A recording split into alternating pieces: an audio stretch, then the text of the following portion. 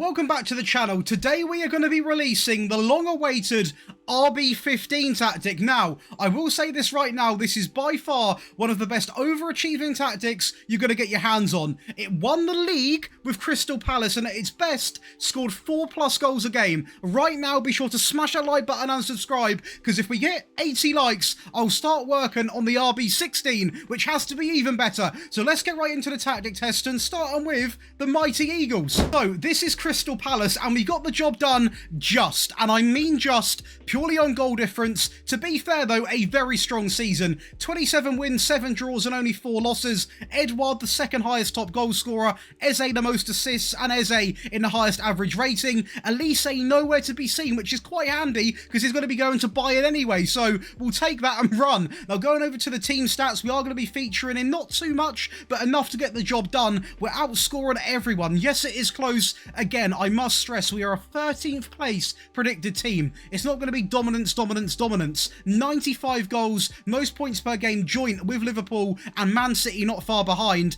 Fewest conceded, we are going to be joint with Man City as well, so in that regard we are going to be really competitive with Man City, which is just absolutely mental to say. Now data hub wise, we are going to be looking at 2.5 goals per game and conceding under a goal a game with this Palace team, with a very unique looking formation which I guarantee you're going to want to see because it's absolutely beautiful. Over 14, nearly 15 shots a game, a great pass completion, and the tackle win ratio between me and you could potentially be a little bit higher, but I didn't really have too many red cards, so it didn't really affect me. If the Prem's not enough for you, well, we also get to the Carabao Cup final, where Guehi makes it 1-0 very early on into the game, and luckily for us, despite Chelsea getting back into the game with a great goal, to be fair, from Raheem Sterling, we go on to win it with Elise driving through the middle, driving at everyone, into Edouard, into Eze, Carabao Cup winners. Meaning, we actually do a very interesting treble. The Premier League, the Carabao Cup, and the Friendly Cup. Yes, I'm going to counter, it's a Crystal Palace treble. We don't win the FA Cup, but that is a ridiculously strong season. Now over to Bayer Leverkusen, a bit more of an improved side, but we come out and we absolutely put our foot down in Bundesliga football. 29 wins, 2 draws and only 3 losses. Victor Boniface with 34 goals in the league. We've got 3 players when it comes to the average rating. Grimaldo, the left back, you'll see how important the left side is in this tactic. The most assists in the league. Hoffman just shortly behind him. It is going to be our goalkeeper with 21 clean sheets, so a very strong season. Our striker nearly scoring double to what Harry Kane managed. A really strong season. Team stat wise, most points per game, most goals at 102, most shots at over 600, fewest shots against, fewest conceded, and the most clean sheets. Possession wise, we're not even too bad either. 59% of the ball. It's not really the main focus, but we're not too bad in the Bundesliga, so we're going to take that and claim it as a positive. Now, the data hub is going to look a little bit like this. With a team like Bayer Leverkusen, you can obviously break more goals, 3 goals per game, only 0.56 conceded, a great pass completion, a similar tackle win ratio, and just 0.6 off 18 shots every single game. Now, of course, it wasn't the only thing we did win. We go over and also we are going to win the Pokal against Borussia Dortmund on penalties. So a close game but get the job done, and we make it all the way to that Europa League final, where unfortunately we lose against Liverpool. Both goals conceded in extra time, with Victor Boniface having a hell of a tournament there, but unfortunately we couldn't get the job done. But we also faced Dortmund in the Bundesliga, of course, and let's just say we got off to a good start inside of 22 minutes. A great goal there from Boniface, a little bit lucky with how it sort of got given to us, but Grimaldo down the left-hand side now, a very important player in this team, into Victor Boniface. Again, his name is going to come up a lot, and now watch this. 2 goals in such quick succession. Adli gets a first goal in the 91st minute, and in the 95th minute, Stanisic Palacios into Florian Wirtz, goes through. Elegance. Now to a team predicted 21st in the Spanish second division. That is going to be Mirandes. Now we have done a miracle here. We've won 30 games, drew 7 and only lost 3. Again, we've got 3 players in the average rating. We are going to have the most assists, which again is very impressive. The second amount of goals being scored by our striker, just two goals behind first place. A real strong statement in this division, and we're actually going to have the most possession as well in this regard. The fewest conceded, the most shots, the best pass completion, most possession, fewest shots and the most goals. We really were a force in this league, and it just goes to show that this tactic is performing in a very challenging league like the Premier League with a weaker team, but also go down even lower with a low down team in that league, we can do it even then. We are literally everything. We are doing everything to such a good level. We're scoring over 2 goals a game at 2.8, only 0.95 conceded, over 15 shots a game, a fantastic pass completion, and the tackle win ratio nearly has improved by 5%, which is very, very good. Now, competitions-wise, we got all the way to the semi-finals of the Spanish Cup, but of course, we're not really ready to beat Atletico Madrid just yet. And of course, we've not had a powerhouse, so let's get the powerhouse involved, and this is what it looks like, guys. 36 wins and 2 draws, invincible season, 150 goal difference, 100 points, up the Celtic. We've got 3 players in the top goal scorers, 3 players in the average rating, 3 players with the most assists. We've got Joe Hart with the most clean sheets. We've got 2 players in the most player of the matches. We basically own Scotland at this rate. A very, very strong season. Save the powerhouse till last, and that is chef's kiss. Beautiful. Most points per game, most goals at 161, nearly double of the mighty Rangers. Most shots, fewest shots against, 69% pass completion, a 90% possession, a 90% pass completion. A 69% pass completion would be quite worrying. A 90% pass completion, 69% possession, only 11 goals conceded, and the most clean sheets. That is what I like to call Scottish dominance. Now, the data hub is going to look incredible. 4.24 goals a game, 0.29 conceded, over 20 shots a game, and 90% pass completion, and a 77% tackle win ratio. This is why you need to come over to this Patreon, get all the tactics, because they absolutely cook, and I love hearing your feedback on there. It's absolutely incredible. But this tactic didn't just win me the Scottish division. We also go on to win the Scottish Cup in 5-1 fashion against St Mirren, I believe that's how you say that, and the Viaplay Cup, we absolutely smash Aberdeen in 4-0 fashion. The only thing we don't win is that Champions League, but still a very strong season. We played Rangers in the league though. They got off to the best start, inside of 15 minutes making it 1-0, but unfortunately for them, when you match up against the RB15, you can't do anything. We get back into the game here in 23 minutes, and you know what, I switched to the attacking variant because I wanted to take the game to them, and thank God we did, because we absolutely battered them in the end. That was 2-1. Palmer threw into Dazen to make it 3-1. A beautiful finish past Jack Butland, and go on then, time for one more, a set piece in the box. Dominance. So I do want to say now this is the perfect time to leave a like on the video and subscribe if you are enjoying, and I want to say all my rebuilds are now done on my new second channel. It won on the vote poll to start posting them elsewhere. The link is going to be in the description, and if I remember, on the screen. Please go over and subscribe if you do enjoy rebuilds and let's play content, maybe some Wonder Kid stuff as well. It's going to be everything not tactics, because a portion of my audience don't like tactics, a lot of them do, so I've separated it so you can subscribe to where you want to be. Absolute legends. I'm dropping the Gareth Bale.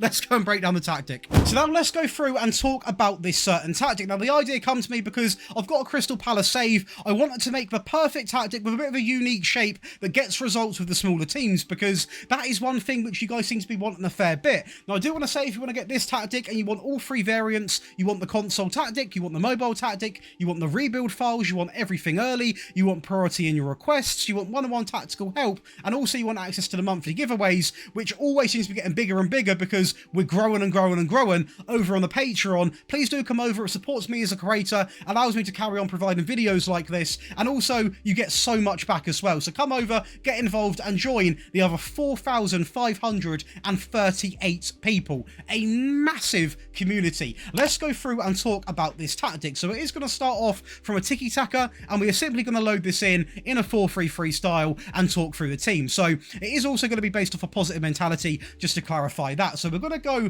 from goalkeeper upwards today. So we are going to start with a sweeper keeper who is going to be set to attack. The wing back on the right is not going to be the most vocal point of the team. He is going to play a big part, but nowhere near as much as the left back does. He is going to be simply told to run wide and also tackle harder. So again, he is expected to get assists, but he's not going to be as attacking as the left back. So there isn't as much pressure on him to put up ridiculous numbers. Now, on the right-hand sided centre-back role, we are going to have a ball-playing defender who is simply going to be set to the default. So nothing too much to talk about there. He's there to simply do his job. Now, next to him, we are not going to have a central defender. We are going to have a ball-playing defender who is going to have another instruction, and that is to simply stay wider. And you'll understand very shortly to exactly why he is going to be staying wider, and that is because the wing-back on this side is going to be pushed up to attack, and he is going to be incredibly attacking. Staying wider, we are going to have him set to run wide and also tackle harder. This is going to be the definition of an attacking wingback, so he needs to be staying wider to cover his man who is going to be pushing up the field. Now I can see the comments already. Josh, can I flip the tactic? I've got a good right back, not a good left back. Yes, you can flip the tactic, to clarify that. You'd also have to flip over the midfield to make sure it works equally as good. Now speaking of the midfield, of course, very important in this team, on the left hand side, we are going to quickly push him up there. On the left hand side, we are going to go with a DM who is going to be set to support. Now this player must have instructions, and they are going to be set to shoot less. We're going to tell him to stay wider and tackle harder. So again, he is going to cover the space for this wingback. So essentially, this wingback is going to be pushed up almost where this player is. The DM then can drift out here, and the ball playing defender isn't always going to be out here, but he will cover that space if needed. So very important, that side is covering for this wingback. And next to him, because obviously this ball playing defender might push out here, I have gone with a halfback who is going to be on defend, which we've seen in the highlights. He will drop back and almost form, sometimes a back three, if not replace this ball playing defender. So the halfback, I'm going to be honest, between me and you cannot change if you want to use this tactic. You need to have a halfback because it suits the role perfectly, and you must. It is literally needed. Simple as that. Now going over to the wingers, we are going to have a little talk. So on the right hand side, we are going to go with an inverted winger, and he is simply going to be set to attack with one instruction, which is stay wider. Now again, I want some width in this team. Now the good thing about this is, because it is an inverted winger, he is going to stay wider, obviously with the ball, but without the ball, when he gets the ball, he's going to cut inside, meaning the wingback can make a good clean overlap and not sort of get in the way. So he's still going to have an overlap on the right hand side with still having an inverted winger put into place. Now going over, this is where things get very, very, very interesting, and it starts to form that beautiful shape I was talking. So we are going to go with an attacking midfield player who is going to be set to support, and this man has a lot of instructions. So let me just remind myself, because we are talking through it one by one. We are going to go with shorter passing. We're going to go with hold up the ball. We are going to go with shoot less often. We are going to go with roam from position and tackle harder. Now, it is a lot of instructions. I'll put it on the screen here as well, but this literally makes the player exactly the man I want him to be. He's going to be a player who holds up the ball. He's not going to be greedy taking shots. He's going to be Roman, and his passes are going to be short. And it's very important his passes are short, because next to him, he is going to have a shadow striker who's going to be set to attack with simply one instruction, which is going to be Roman. And they're going to be so close together. The inverted wing is going to be coming inside, so close together. And to finish it off is going to be that poacher who is going to be set to attack with shoot more often on, because he is going to be the bagsman. They're all going to be so closely linked together. I want the passes to be short, and these work so well together. It is such a good tactic. It does technically class, as you can see, as a 4-2-3-1. I personally wouldn't see it as that too often, but it's such a beautiful style of playing football. So elegant, so well crafted, and for some reason it works so well with lower league teams and really smaller teams in their divisions. At high levels like the Premier League or lower levels like the Spanish second tier, we were absolutely dominant. So honestly, you need to get your hands on this because it absolutely cooks. Now over to the team instructions, let's get right into things. So we are going to start things off by going fairly narrow in this regard. We are of course going to look to overlap left. Again, I cannot stress the importance our left back has in this system. We're going to play out from the back with a much shorter passing directness, matched with a slightly higher tempo. We then go and get a little bit funky. We are going to have mixed crosses selected, and nothing else is going to be selected in this page, because believe it or not, despite the shape, it's actually quite a basic tactic. Nothing too special in terms of loads of instructions when it comes to in possession. Now, moving on to in transition, we are going to counter press, we are going to counter, we're going to roll the ball out, nice and risk-free, and also distribute to the centre-backs. Lastly, out of possession, we are going to be looking to deploy the high press line of engagement, not the standard line, not the much higher, the higher defensive line, prevent short goalkeeper distribution, and of course, much more often. To the attacking variant, which I will say, with this system, you are going to need, because sometimes we had all the ball, but we need to go one up to go and get the goals. This is the RB15 attack. Again, you can probably visually see the changes already. It's a completely different new shape again, and again, I'll surprise myself, because it absolutely cooks. We are going to kick things off with the goalkeeper, who does remain the same. The wingback also remains the same, as does both of the ball-playing defenders and the wingback. So that is nice and simple. The wingback has got a couple more instructions actually, so I will go through them. Take more risks, cross more, cross aim centre, run wide and stay wider. Again, very similar to before, but just taking more passing risks, crossing more often, and really getting the ball into the mixer now. The DM is going to be set to stay wider, tackle harder, and the additional more direct passes. A box-to-box comes in, on support, on get further forwards to almost fill that void in the pitch there, because the winger on the right is now not going to be coming inside, so this box-to-box can push up and almost form a front five with the poacher, and the winger is going to be on attack on cross-aim centre.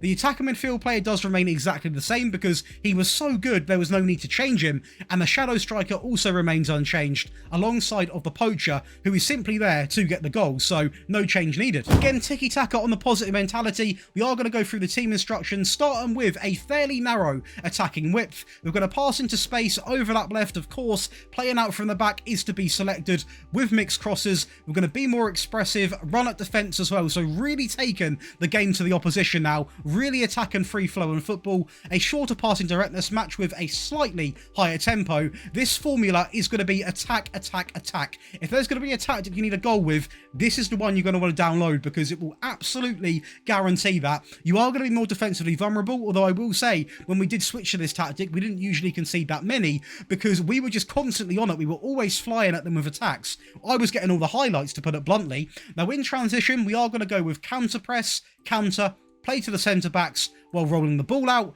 with distribute quickly being selected. And lastly, out of possession, we've not got the bottle to go with a much higher line, to be honest. We are going to maintain the higher defensive line with the high press and line of engagement, prevent short goalkeeper distribution, get stuck in, and you guessed, we're going to max out the trigger press. Now over to the defensive tactic, again to seal out those games, and this will give you so much more possession. It is going to be crazy. The goalkeeper does remain the same. The wing back on the right and on the left are going to be on support, on run wides and tackle harder. They are naturally also going to get further forwards, and that is important because this tactic is sacrificing a lot of attack and prowess, so we need to have them wing backs still allowed to go forward and get involved. Both of the ball playing defenders are now literally going to be on the default. Again, no need for this one to be on stay wider, because this wing back isn't going to be as attacking and also is not as pushed up. We're now going to maintain the DM and halfback combo. The halfback remains the same, but the DM goes to defend on tackle harder, and then we implement 3 attacker midfield players, so that on the left and on the right,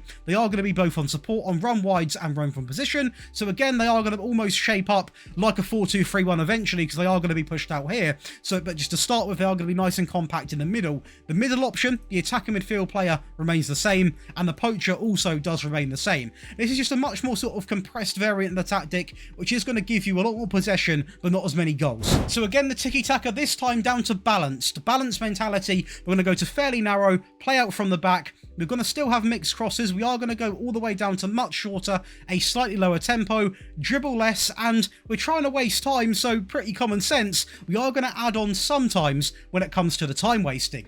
In transition, we are going to opt for a counter press, roll the ball out and play to anyone across the back line. Again, eliminating any risk factor is essentially the thought process behind this. And lastly, we are going to go to out of possession, and we are going to utilise the high press and line of engagement, the standard defensive line, prevent short goalkeeper distribution, and much more often when it comes to that trigger press. Now, that's going to complete for you boys and girls back home 3 variants of the RB15. In fact, let me load, I can't load it in, but the RB15 default, the RB15 attack, and the RB15 defend. Again, if anyone's confused why it's called an RB15, I love my F1, I love the Red Bull, it's named after the car. Might be cringe, I don't think it is, because we can upgrade to the 16, the 17, the 18, the 19, and the 20. Loads of improvement to be made as well. Hopefully you have enjoyed. Be sure to leave a like and subscribe. Come and sign up to the Patreon, because we've got tons of content over there, and I'll be seeing you in the next one.